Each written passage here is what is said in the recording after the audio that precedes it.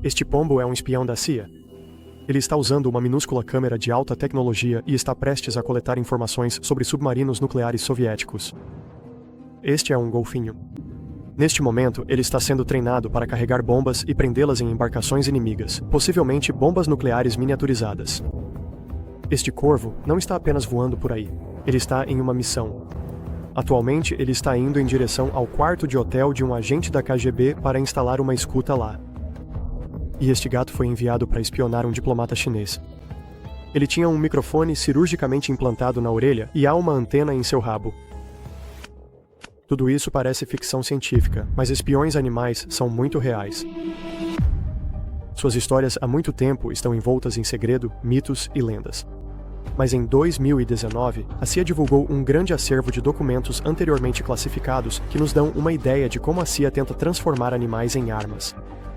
Hoje, vamos analisar os 4 projetos mais espetaculares. Eles revelam uma história de paranoia da Guerra Fria, arrogância desenfreada, desperdício absurdo, fracassos espetaculares e ideias mirabolantes que foram longe demais. A maior parte deste vídeo é baseada em documentos da CIA que foram desclassificados. É claro, a CIA deseja apresentar-se sob uma determinada luz e é cuidadosa quanto ao que revela. Algumas partes estão bastante censuradas e, por vezes, outras fontes apresentam informações contraditórias. Só podemos apresentar o que sabemos e, se não soubermos algo, seremos transparentes sobre isso. Como sempre, você pode encontrar nossas fontes na descrição. Os humanos transformam animais em armas para aproveitar capacidades especiais que eles próprios não possuem. O olfato de um cachorro é até 10.000 vezes mais apurado que o nosso. É perfeito para farejar drogas ilegais. Para atravessar os Alpes e invadir a Itália, o general cartaginês Aníbal usou elefantes de guerra. Durante a Segunda Guerra Mundial, o exército polonês enviou um urso pardo chamado Wojciech para a frente italiana. No Iraque, os Estados Unidos trabalharam com golfinhos, aproveitando suas habilidades incomparáveis de ecolocalização para detectar minas subaquáticas. E alguns trabalhos com animais são envoltos em segredo. Por sua própria natureza, é difícil saber exatamente até onde esses programas avançaram. Em 2019, uma beluga com arnês e câmera surgiu na Noruega. Uma etiqueta a ligava a São Petersburgo, na Rússia. Logo, suspeitaram que ela fosse uma espiã. Em 2007, o Irã apreendeu 14 esquilos perto de uma usina de enriquecimento nuclear. Os animais foram presos como espiões. Em 2018, um conselheiro militar sênior disse a jornalistas que espiões nucleares ocidentais têm usado lagartos para coletar informações sobre o programa nuclear do Irã. Os animais têm uma vantagem inerente que os espiões humanos não possuem. As pessoas simplesmente não os percebem. Ao contrário de agentes humanos ou de tecnologias avançadas como drones, os animais geralmente conseguem passar despercebidos, mesmo em áreas de alta segurança. Mas há um problema. Animais não são espiões naturais. Eles precisam de treinamento. Durante a Guerra Fria, a CIA enfrentou um poderoso adversário, a União Soviética. Na tentativa de obter vantagem, a agência explorou todos os tipos de métodos, alguns deles altamente pouco ortodoxos. Em meados da década de 1960, a CIA lançou o projeto Axiolite. O objetivo era fornecer veículos aviários confiáveis e treinados para posicionamento, transporte e/ou recuperação de sensores de vigilância de reconhecimento, a fim de atender aos requisitos operacionais definidos pelos patrocinadores. Em outras palavras, a CIA estava treinando aves para transportar coisas como dispositivos de gravação. Mas quais aves tinham potencial para serem espiãs? Havia vários candidatos, alguns mais fortes do que outros. O cacatuá parecia ser uma aposta imprevisível. O memorando afirma: estamos completamente no escuro quanto às possibilidades em relação a essa criatura. Havia grandes expectativas em relação aos falcões. Brandy e Gibi são 2 dos falcões do programa. Eles eram especialmente confiáveis e determinados. Localizavam objetos ou características em territórios desconhecidos. Carregavam 13 onças por mais de 1 milha. Até removiam objetos do próprio arnês, mas em geral, não voavam bem. Corujas treinadas respondem a um apito de alta frequência e podem ser chamadas de volta pelos treinadores, mesmo em situações de luminosidade extremamente baixa. Mas durante o dia, sua capacidade de distinguir objetos é muito pior do que a de outras aves. Com o passar do tempo, um candidato improvável se destaca: Duda, um corvo. Hoje sabemos que os corvos são aves extremamente inteligentes. Eles têm excelente memória, conseguem planejar para o futuro e são capazes de usar ferramentas e resolver quebra-cabeças. Pesquisadores descobriram que corvos de 4 meses de idade podem realizar certas tarefas cognitivas tão bem quanto grandes símios adultos. Documentos da CIA geralmente se limitam a fatos secos, mas Duda era a estrela do projeto Axiolite. Em um memorando, um agente dedica uma página inteira à saga de Duda. O projeto Axiolite começou em uma instalação da Marinha, na ilha de San Clemente, na costa da Califórnia. Lá, a CIA testou a resistência de várias aves. A tarefa delas era voar da ilha até um barco e voltar. Isso pode parecer fácil, mas a distância era desafiadora e os ventos podiam ser fortes. A maioria das aves conseguia voar entre 50 jardas e 1,5 milha. Duda, por sua vez, voou 3,5 milhas. Alguns meses depois, ele já estava quase dobrando essa distância. Ele também estava resolvendo problemas. Em cada sessão, ele descobria exatamente a altitude certa que precisava voar para as condições de vento específicas. Aves nativas agressivas representavam uma grande ameaça para os treinadores da CIA. Enquanto corvos e gralhas descobriram o horário dos treinos, sabendo quando os pássaros da CIA vinham, eles esperavam para atacar. Mas Dudas resolveu esse problema também. Para evitar os ghouls, ele mantinha uma altitude mais alta e voava mais rápido que eles. Os corvos selvagens eram outro caso. Eles se escondiam atrás dos penhascos, esperando uma oportunidade para atacar. A solução de Dudas foi travar breves combates aéreos com os corvos, ao mesmo tempo que os conduzia cada vez mais para longe da costa. Depois de percorrerem cerca de 1 milha, eles desistiam e voltavam. A inteligência dos corvos os tornava bons em muito mais do que voar. Segundo Bob Bailey, treinador de animais da Marinha, eles poderiam ser ensinados a reconhecer mesas específicas, abrir gavetas e carregar objetos pesados, como pastas de arquivos. A CIA começaram a treinar corvos como Duda extensivamente e eventualmente os utilizaram em campo. De acordo com os documentos da CIA, foi assim que eles fizeram. Um agente da CIA quer gravar uma conversa secreta entre agentes inimigos. Ele sabe onde e quando está acontecendo, até o prédio e a sala exata. Agora, ele precisa posicionar um dispositivo de gravação perto da conversa da forma mais discreta possível. Para fazer isso, ele vai até um prédio próximo com vista para o local-alvo, a não mais de 90 metros de distância. Com ele está um corvo treinado. No momento apropriado, ele aponta um pequeno laser piscante para a borda da janela do lado de fora da sala onde a conversa está acontecendo. Então ele solta o corvo da gaiola. A ave leva um dispositivo de escuta disfarçado no bico e voa até o local indicado pelo laser para instalar o equipamento. Em seguida, o agente acende uma luminária de mesa especial para sinalizar ao corvo que é hora de retornar. Mais tarde, o corvo é enviado para recuperar o dispositivo de gravação pelo mesmo método. Pelo menos é assim que está descrito no manual do operador do sistema de entrega de aves. Na vida real, as coisas não correram tão bem. Quando os corvos estavam mudando de penas, eles não conseguiam voar confortavelmente. Um colocou o dispositivo de escuta no parapeito errado e quando um dispositivo chegou ao parapeito certo, o microfone captou tanto ruído ambiente que a gravação ficou inutilizável. O documento sugere que toda essa técnica foi usada apenas uma vez e a tentativa parece ter sido mal sucedida. Infelizmente, a sorte de Duda acabou eventualmente. Um dia, ele foi atacado por um par de corvos selvagens, com os quais já havia lutado muitas vezes antes. Os 3 pássaros desapareceram de vista e Duda nunca mais voltou. Presumiu-se que ele foi morto em ação. A saga de Duda lamenta sua perda. Ele era único em sua classe, escreve seu treinador.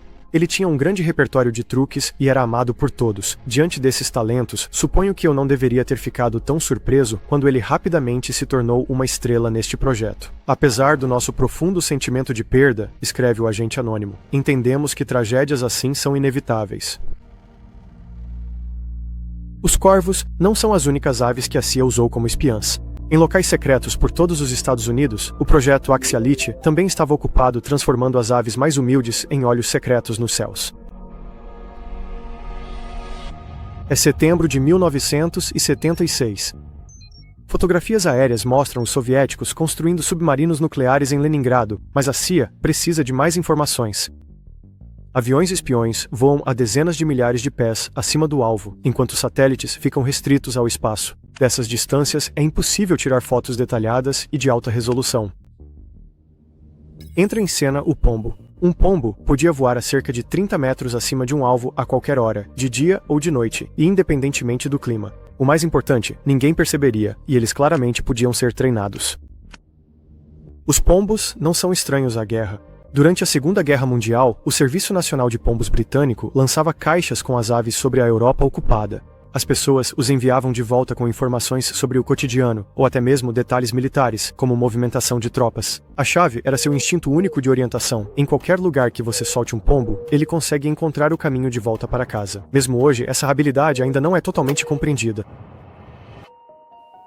Para explorar os talentos naturais dos pombos para a fotografia aérea, o Escritório de Pesquisa e Desenvolvimento da CIA criou câmeras especiais de 16 mm e arreios para as aves usarem. Os arreios eram feitos de couro e presos aos pássaros com tiras de velcro ajustáveis. Eles foram projetados para permitir total liberdade de movimento às aves enquanto mantinham a câmera estável durante o voo. As câmeras eram leves e miniaturizadas. Cada uma tinha um pequeno motor movido à bateria que avançava o filme e armava o obturador. Cada câmera tinha seu próprio temporizador. Quando era acionado, a câmera tirava fotos por apenas alguns minutos, resultando em 150 a 220 fotos. Juntos, a câmera e o arreio pesavam apenas 39,5 gramas. Para produzir imagens úteis, os pombos precisavam voar diretamente sobre o alvo no momento exato, mas isso podia ser difícil de organizar. Uma vez soltos, os pombos voavam de volta para casa em uma linha mais ou menos direta. Se o alvo estivesse localizado nessa linha, havia uma boa chance de os pombos voarem sobre ele. Mas, em situações secretas, nem sempre era possível soltar os pombos em locais ideais. Algumas áreas eram restritas, outras eram muito expostas. Para contornar esse problema, os treinadores da CIA tentaram ensinar aos pássaros o voo ABC. O ponto A é o ponto de soltura, o ponto B é o alvo e o ponto C é o pombal de origem do pombo. Para começar, alvos temporários a uma curta distância foram estabelecidos no ponto B. Quando voavam até esses alvos, os pombos eram recompensados. Com o tempo, eles foram condicionados a esperar essa recompensa. Em seguida, a recompensa no ponto B foi eliminada. Mas, para receber uma recompensa no ponto C, eles precisavam sobrevoar o ponto B primeiro. E foi assim que treinaram um pombo para ir do A ao B e depois ao C. Depois que as aves foram condicionadas, passaram para voos de treinamento mais longos. Radomes infláveis brancos, com 6 metros de diâmetro, eram usados como ponto B. A CIA treinou e testou aves em pombais no Oregon, Virgínia, Missouri e Alasca. Observou-se que o Alasca compartilhava certas características geográficas com áreas de interesse na União Soviética. O treinamento teve resultados variados. As aves frequentemente se perdiam pelo caminho. Algumas simplesmente voavam para longe. Algumas morriam por aves selvagens. Em treinos longos, muitas voavam baixo nas estradas e eram atropeladas. Às vezes, as aves desapareciam enquanto usavam o equipamento especial que havia sido desenvolvido para elas. As perdas eram demoradas e caras. Cada vez que uma ave se perdia, era preciso comprar e treinar uma nova. Algumas das fotos tiradas eram de altíssima qualidade.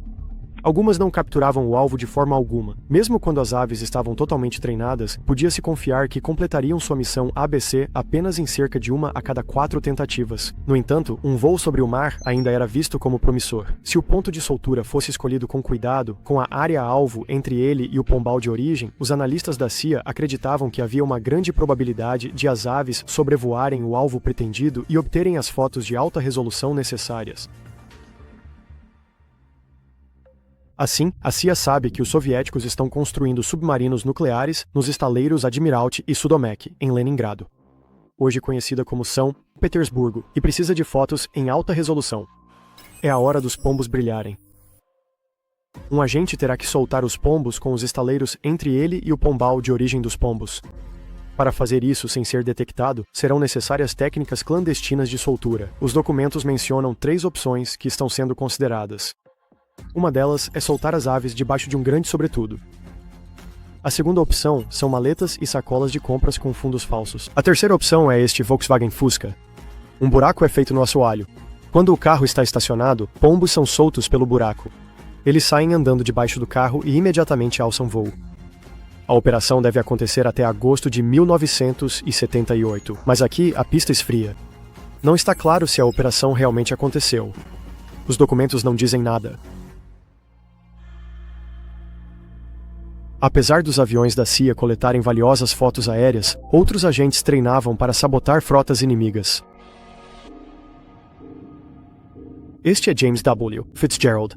Ele é engenheiro e físico. É 1964 e Fitzgerald tem pensado muito em golfinhos.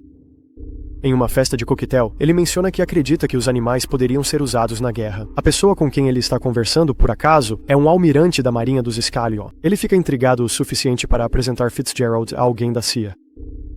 Mais ou menos na mesma época, o programa de TV Flipper estreia. É sobre um golfinho que combate o crime em uma reserva marinha nas Florida Keys.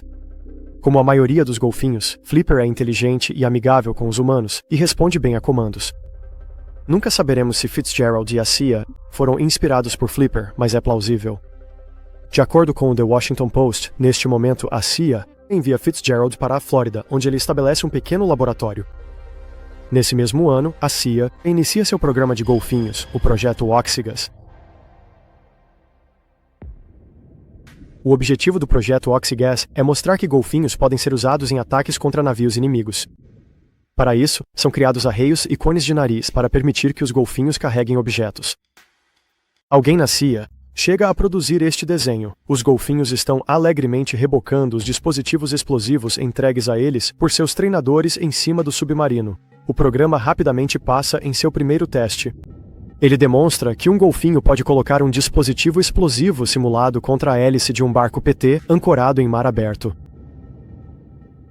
Em novembro de 1964, o vice-diretor assistente do Escritório de Pesquisa e Desenvolvimento escreve sobre o projeto. Oxygas progrediu mais rapidamente do que prevíamos. Não está claro exatamente que tipo de explosivos simulados esses golfinhos estavam carregando. A frase que especifica isso está parcialmente redigida. A CIA provavelmente planejava usar explosivos convencionais, mas se esse fosse o caso, por que a necessidade de tanto sigilo? Um artigo de 2021 da Popular Mechanics sugere uma possibilidade perturbadora. Em 1965, armas nucleares miniaturizadas poderiam parecer alcançáveis em um futuro próximo. A magnitude de uma ideia dessas certamente explicaria a necessidade de manter o sigilo. O sucesso inicial abre novos objetivos. Treinadores testam golfinhos, instalando escutas em submarinos inimigos. Isso visa obter gravações nítidas que ajudem a CIA a entender a tecnologia rival. Mas animais selvagens são difíceis de treinar. Uma das forças dos golfinhos é o quanto eles são sociáveis.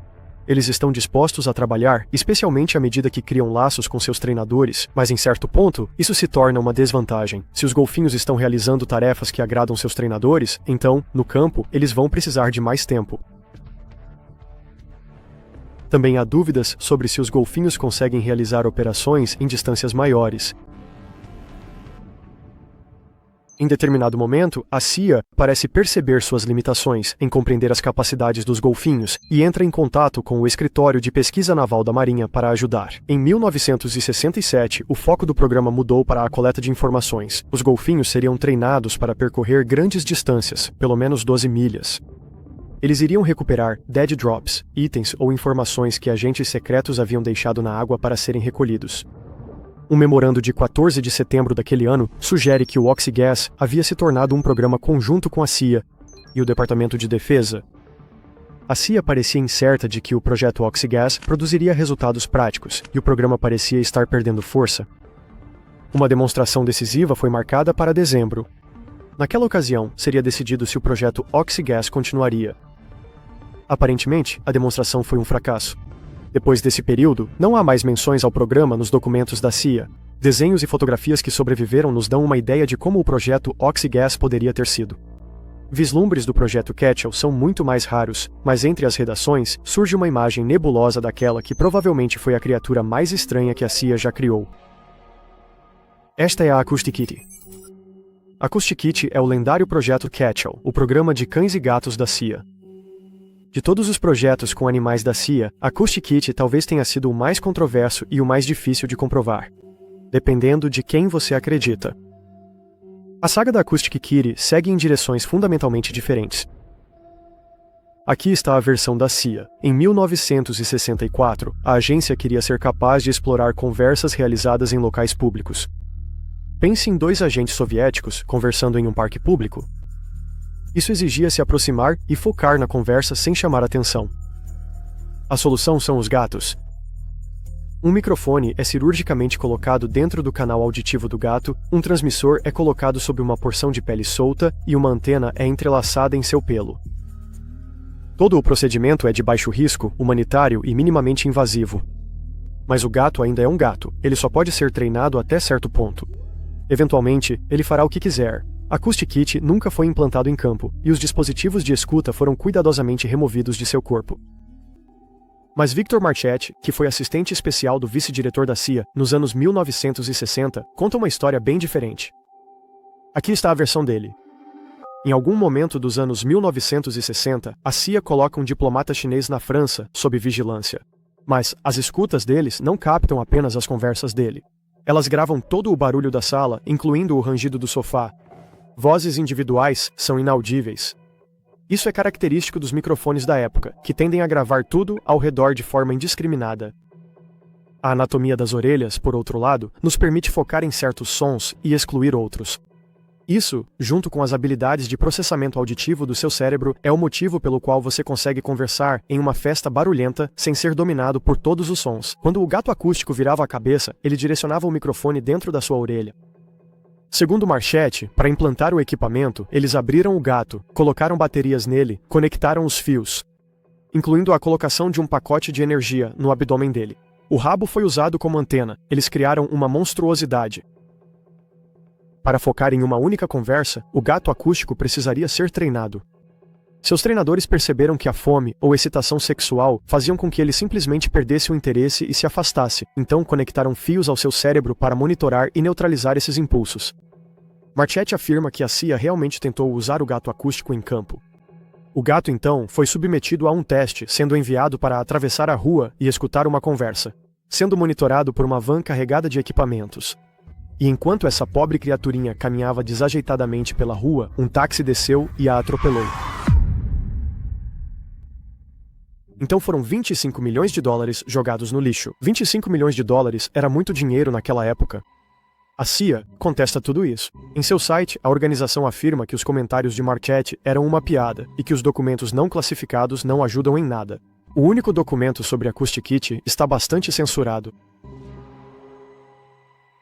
A CIA não apenas treinava e transformava animais, como também os recriava. Parece uma libélula, mas olhe mais de perto, é uma máquina, um Insectotopter. A CIA criou este minúsculo dispositivo de escuta movido a gás na década de 70.